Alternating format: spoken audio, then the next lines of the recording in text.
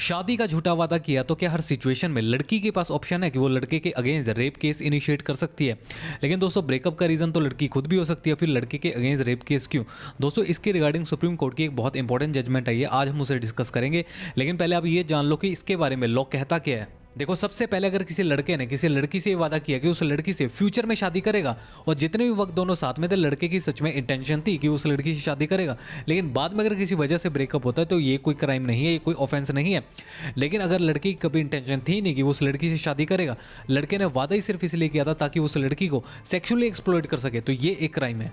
अब दोस्तों, अगर सुप्रीम कोर्ट की इस केस की बात करें तो एक महिला है जिसने यह आरोप लगाया कि जो एक्यूज है उसने उस महिला को शादी का झूठा वादा किया और उसको सेक्सुअली एक्सप्लॉइट किया, और दूसरी तरफ जो एक्यूज था उसका ये कहना था कि हाँ, ये सच है, एक टाइम पर हम दोनों रिलेशनशिप में थे, मैंने शादी का वादा किया था और उस वक्त मेरी इंटेंशन थी शादी करने की, लेकिन बाद में किसी वजह से हमारा ब्रेकअप हो गया, इसलिए पूरा केस झूठा है, इस पूरे केस को रद्द कर दिया जाए। लेकिन पहले इलाहाबाद हाईकोर्ट ने ऐसा करने से मना कर दिया।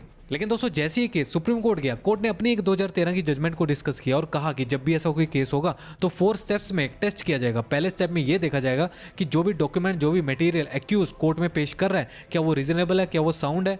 सेकंड स्टेप में यह देखा जाएगा कि जो भी डॉक्यूमेंट एक्यूज ने कोर्ट में पेश किए हैं, कि उनसे सभी आरोप झूठे साबित हो रहे हैं। थर्ड स्टेप में यह देखा जाएगा क्या महिला उन डॉक्यूमेंट्स को डिनाई कर रही है। फोर्थ और लास्ट स्टेप में यह देखा जाएगा कि अगर कोर्ट इस केस को आगे बढ़ाता है तो क्या इससे abuse of process of law तो नहीं होगा। दोस्तों, इस केस में क्या हुआ, जो महिला है उसने 4 साल के डिले के बाद अपनी कंप्लेंट फाइल की।